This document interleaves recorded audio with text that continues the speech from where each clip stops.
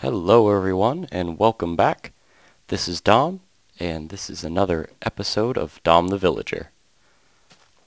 So today, to start off, we're actually outside and I'm going to show you basically all my food supply here. I am running low on regular food and I've been kind of resorting to steak. So we're actually going to start off by harvesting some of this for myself. After the last episode, which actually was the world tour, I've done just a few improvements. I really haven't done too much, but what I have done I've gone and mined out a lot of redstone and in those branch mines we saw in the last episode at the bottom of the base. And basically what I've done is completed the floor selection on that elevator, which actually I've been really wanting to do for quite a while, just because I've been kind of walking up the stairs because, I don't know, it hasn't been completed, so it's so much better now. So we're going to take a look at that as soon as we're done over here. This actually gives me a little bit of an opportunity to kind of talk about stuff. There's been a big reason why I haven't been able to really record very many things recently. There's a couple of medical emergencies that have happened in my family recently, and actually work has been kind of sporadic, but I did have 2 jobs before this, and now I only have one. That wasn't anybody else's decision other than mine. I actually quit the second position. It's just because it would mess up my schedule so bad, and it really wasn't worth the money. Don't tell my ex-boss that. But yeah, so that's done. But everybody in the family seems to be getting along now, medically at least. So yeah, so I've just been a lot of stuff getting in the way. But now that the school year is over for all the little children out there, it starts the summer camp season for me. And I don't know if I've told very many people this, but I am that's actually my job, is I run all of the camp programs in the city I live in, and all the specialty camps and stuff like that I take part in. I teach little classes and stuff like that with kids. So I'm kid approved. Big smiles. But yeah, that's basically what I do. So it's kind of seasonal based work, so that's kind of why it's really easy for me to make videos at some point and some points not. So that big gap of time that I didn't make videos that I explained in the last episode was basically had to do with that. That reason is because it was either busy season or a lot of planning or something like that had to go into it, or I just didn't have the right time to record. And it all has to do with where I'm living as well. And I am moving very soon, so I have to plan around that. So it's a lot of stuff going on, but I do plan on making a lot more videos. So yeah, when I made this courtyard over here, getting back to Minecraft of course, I noticed that I wanted to keep these couple pieces of grass so I can grow some flowers, put some flowers on these, and to make it look good. And I don't have Silk Touch yet, even though I have pretty decent tools. I mean, they're not perfect. I don't have like a really great spawner or anything to get up to level 50 instantly, which will be 30 eventually, and it will only be like me getting level 16 when 1.3 comes out, which is really nice. But the reason why I don't, that's why these dumb things of dirt are here, is to move the grass into those spaces. I don't think I need all of them. I think it might spread 2 blocks away, but we'll see. Not really sure anymore. It's been a while.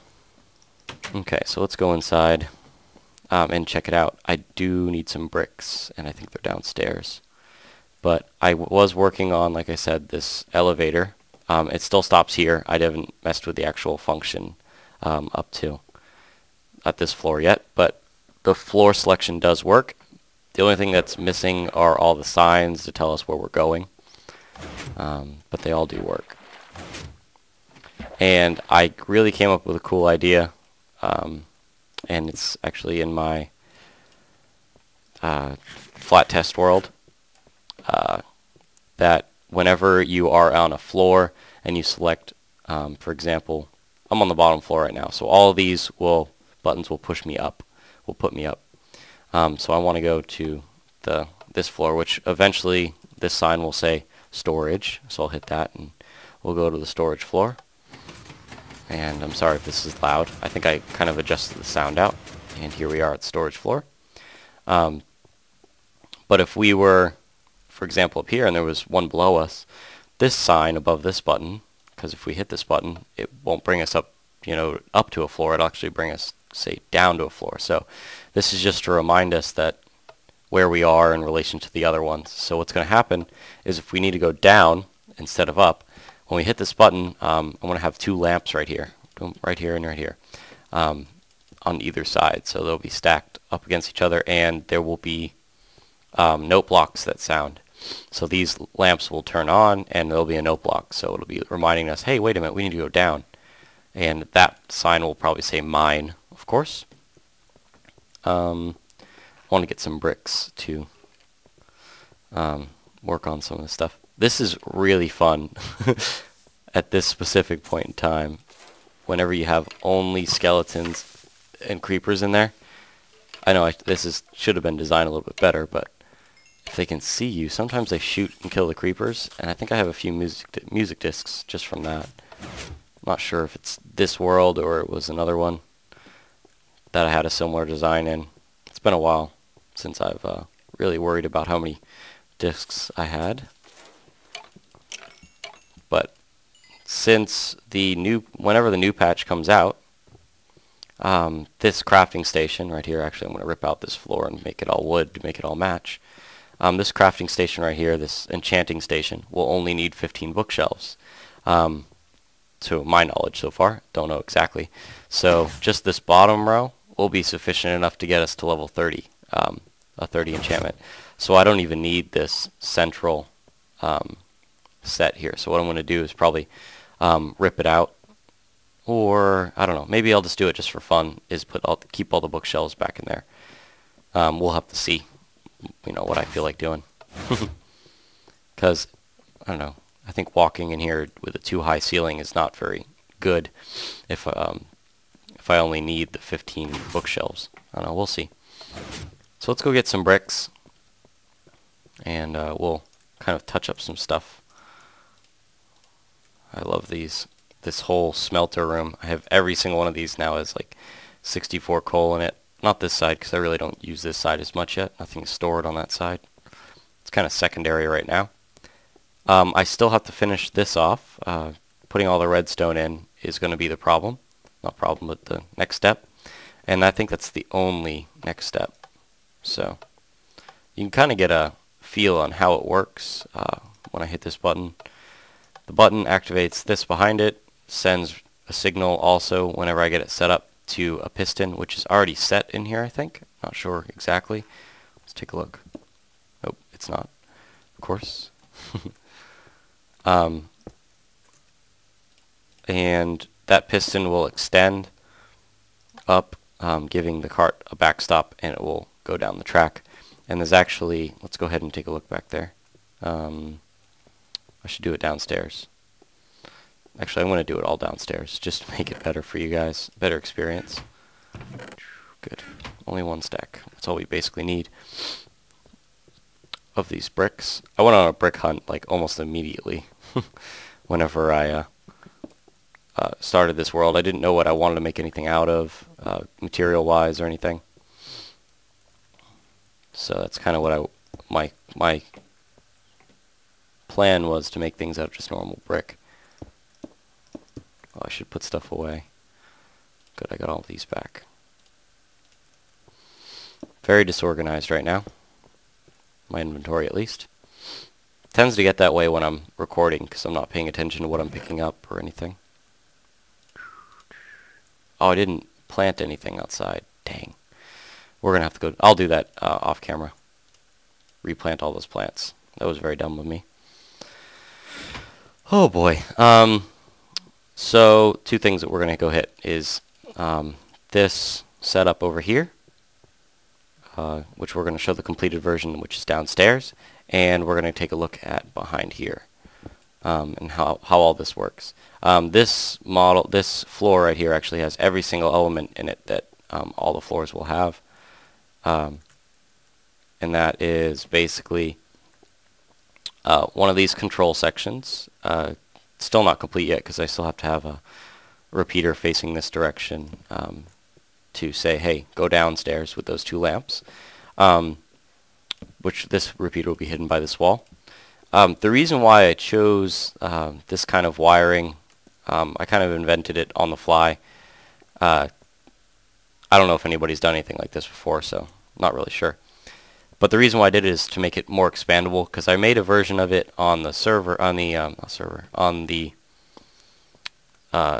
flat test world, and I could expand this wiring from just being 3 selections to having actually 4 selections, very, very simply. So, but basically how it works, I don't know if I really showed it very much. I love how it works though. Is whenever you hit a button, the button does 2 things. For example, I'm actually going to use the middle button right now. That will actually bring us upstairs to the mob spawner level, which will have another function eventually. It might be some sort of farm or something as well. Whenever you hit it, it does 2 things. It sends a reset pulse to this wire under it, which actually runs down here to these set of torches, which all run vertically. That reset, not only does it reset the floor you're on, all the T flip-flops, not T flip-flops, wow, SR latches right here, but it also resets all the floors above it. It doesn't go down. I don't really need a reason for it to go down, because whenever the signal doesn't really need to go down and reset everything, because this is basically a control panel for the elevator, and the elevator only goes up. And whenever you're down a floor, you only have to hit that and you go down. So we don't really have to worry about that opening or anything. So it's very, very basic along those lines. But so once the signal arrives, for example, if we were coming up to this floor, this is actually the right configuration. So the reset configuration, which is both of these SR latches right here, have powered on tops, and the torches, which I've added on the ends, I know they're extra, they're for an AND gate basically. Those are off for this floor. So what happens is it runs through this wire and it actually retracts this piston, and this is the actual elevator, which I've shown in one of my old tutorials, so I'm not really going to go over it. And this is that block, if you guys can remember, the floor selection block. And there's another piston 1 floor up that does the same function. It will pull this block back if I wanted to go to the next floor. And only one of these will be pulled out at a time because of this. This AND gate is different on every floor. So for example, right now, this wire is off. If we went upstairs, and we're actually going to climb the ladder the way up, more convenient for us. We went upstairs here. As you can tell, this is also off. I don't know why. Good question. Maybe it didn't send this. Oh, no, that's right. I hit the wrong button back there. But actually, we have this floor off as well. That's kind of goes against my point of what I was saying, but it actually works because if we were on the floor down here,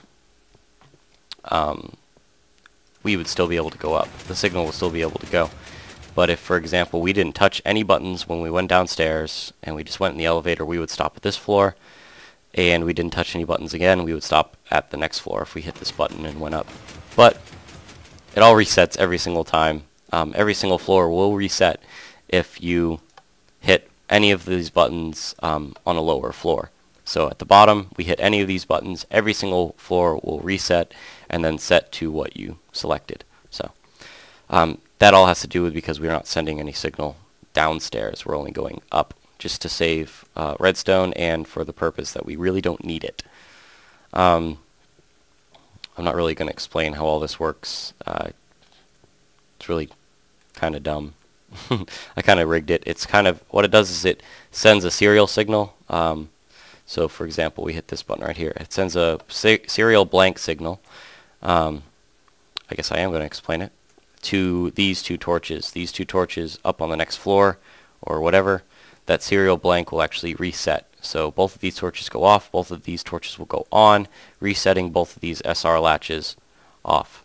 I mean to whatever, the off position, if you consider that wire right there. So that's our reset signal. But that will only work if both of these torches go off, because if only one of them is off, these torches will still be off as well, because this wire will still be powered. So they have to be sent at the same time. So whenever we hit a button, for example, you can tell that one of them goes on. This one went on before this one, and if we hit this other button over here, this one went on before this one. So what's going to actually happen on the floor above, it's going to reset, because we sent that reset signal from down here, and it went faster because we have this delayed. And what's going to happen after that is that only one side will reset, will actually set its state to the correct state that you want it to be at. So these are the set state torches right here. They also act as the reset triggers as well. They go into this SR latch, and I actually had to add this repeater here, which normally you don't see, but it still works anyways because this torch will be powering this redstone, which will be powering this repeater. The reason why I have this repeater here isn't for some sort of current like interference or anything. It's because of the delay of this reset right here. So what'll happen is it'll send a reset signal the whole way up. It'll reach one of these selector floor logic things.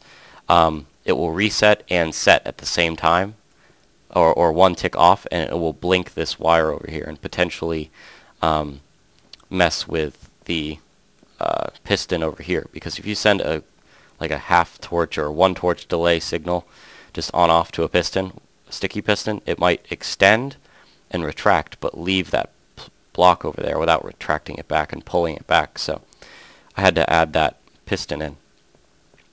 Okay, that's that. We're going to go down and talk some more redstone.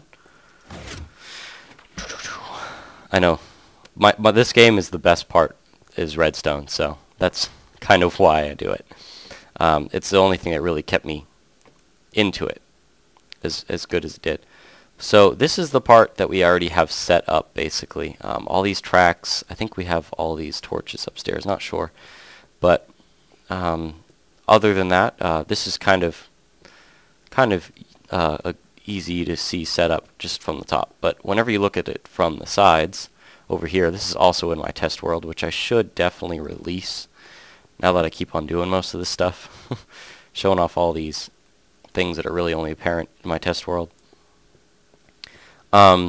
Basically what happens is the cart will, there's another SR latch right here. As you can tell, this is a similar design as the one that we see everywhere else. Ooh, slime.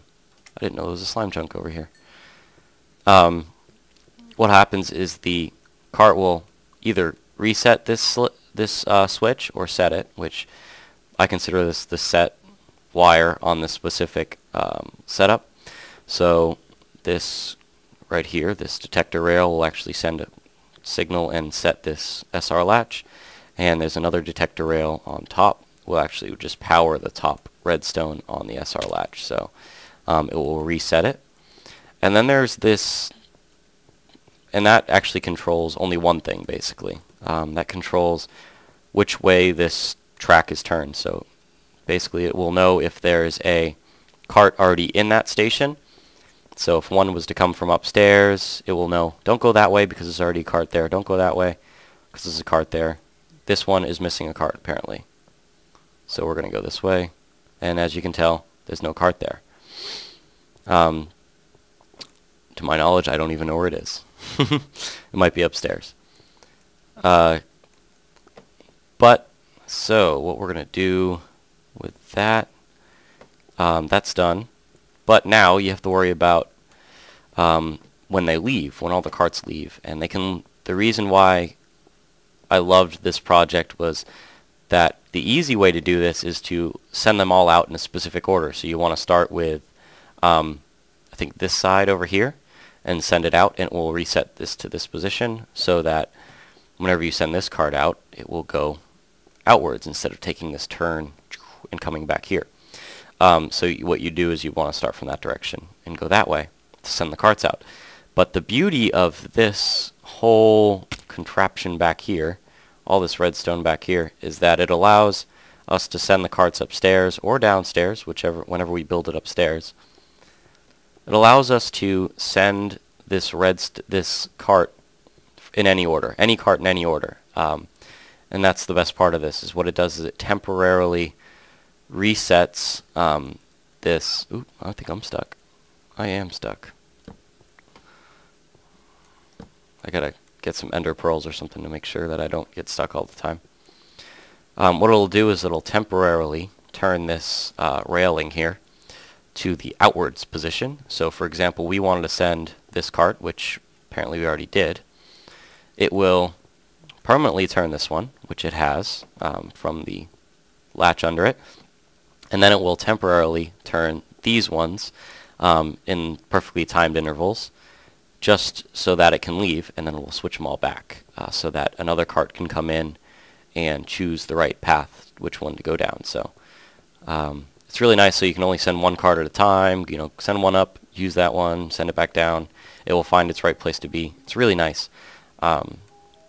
Really nice cart logic. It actually takes up, figuring out this exact design took up about half of the amount of space that I've used in my test world.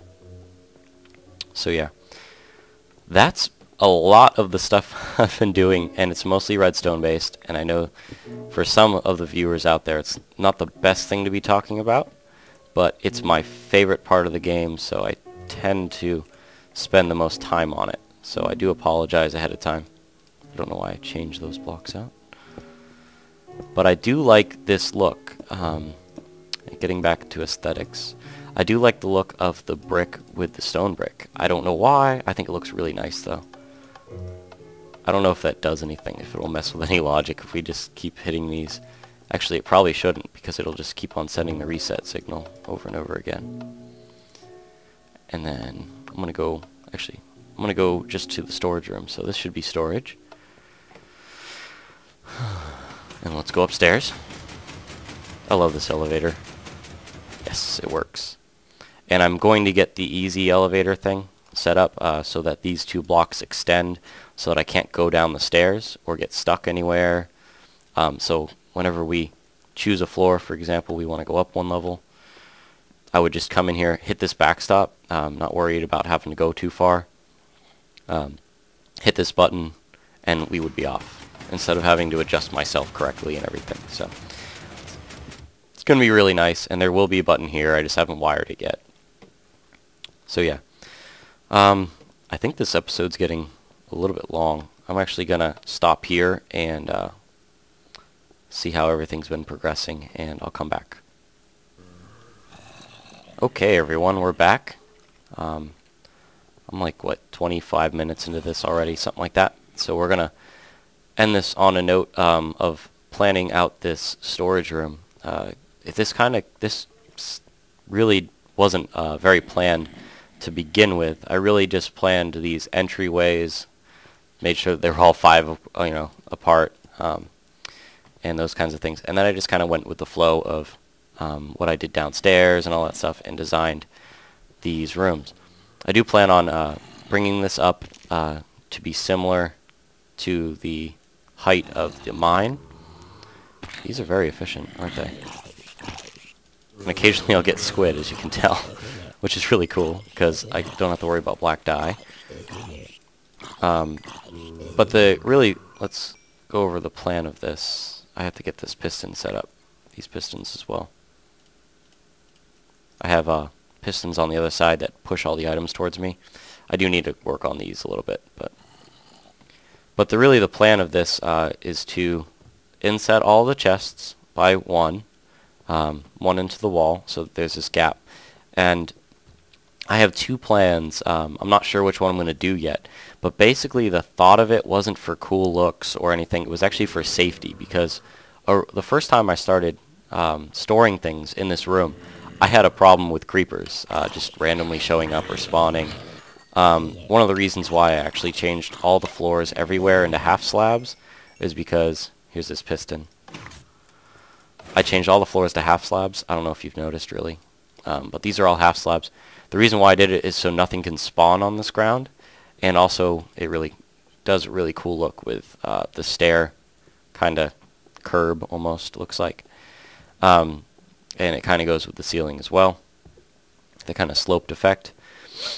But the reason why I did it is because I had creeper problems, and they would come in here and they'd randomly spawn in here and they'd blow up my chests, and I'd lose some items sometimes, and I lost a few important items like diamonds one time, and I got just super mad. And that's why I went on this random, like, wow, I almost wasted that. I went on this random just mining phase, just hollowing out all of these rooms, making them look all the same, smelting all of these bricks together from cobble, and laying all this floor. It just basically was for safety, so that I wouldn't have that happen again. So the thought was to inset these chests and have the highest blast resistance blocks would kind of collapse up, would come down and come up from that direction and that direction. And I think that's still the plan. But there's also another plan I came up with after that. Kind of going back to my first server days a long time ago. I had my base was inside of a waterfall, completely covered with water. Everything was, because TNT cannons were just the bane of all existence back then. It was a lot easier to make spawn traps. It was a lot easier for TNT, a lot of that stuff. That was a long time ago. So, because water has a humongous blast resistance, basically anything directly on the other side of a stream of water or water block won't take block damage or any kind of damage. So, the other plan is to open up these ceiling ports right here and right here, so like this, and have some sort of water controlled right here. So there's two plans: either wait for the 1.3 patch to come out and put dispensers right here and right here, and just have those water source blocks right there, and I won't have to worry about dripping or anything because it'll just retract the water away. And open up these two right here as well. As you can tell, I've kind of been doing a little bit of thought process a long time ago about it. And then whenever I walk into the room, it can just, from some sort of either tripwire or, I'm assuming I'm going to have to do pressure plate. Actually, I think I'm going to do tripwires if they can go on half steps. Just because you really can't get pressure plates to work on half slabs, so not very fun. Or what I'll do is I'll just have a master switch somewhere just to make it a little bit cornier and work easier. But either we'll have the pistons extend some high blast resistance blocks, which are going to be probably end stone at the end, at the end of this project, or we'll have that water in there just so these chests are safe. These chests won't even be on the ground. They'll actually be up in the air like this, up there. We'll have, oh yeah, I guess we can't do the dispensers. Unless they are considered an air block, which I don't think they are. Have these chests up one, and we'll have some sort of block, for example. We'll have these stone bricks, and actually I'll probably do stairs and cobblestone stairs. Some things that are made out of stone go in here. This is all smooth stone, so I'll have two smooth stone things there. This stuff, so I'll probably put two pumpkins or a pumpkin in a tree or something like that. Whatever that is called, sapling. But it'll be on these two bottom blocks, and this will be up here. The chest will be up here, just so I can walk into the room, visually see what's in it, and then open it, take what out, or put whatever away. So, yep, this episode's getting a little bit long now. That's basically the plan so far, and I do keep on working on projects. The episodes are probably going to be like this for the next couple episodes, showing off stuff that I've been working on and doing projects in between. So we'll see. thank you guys for watching. I do hope you guys keep watching even though it's been a little bit of a hiatus. Thanks for watching, guys, and I hope to see you guys soon.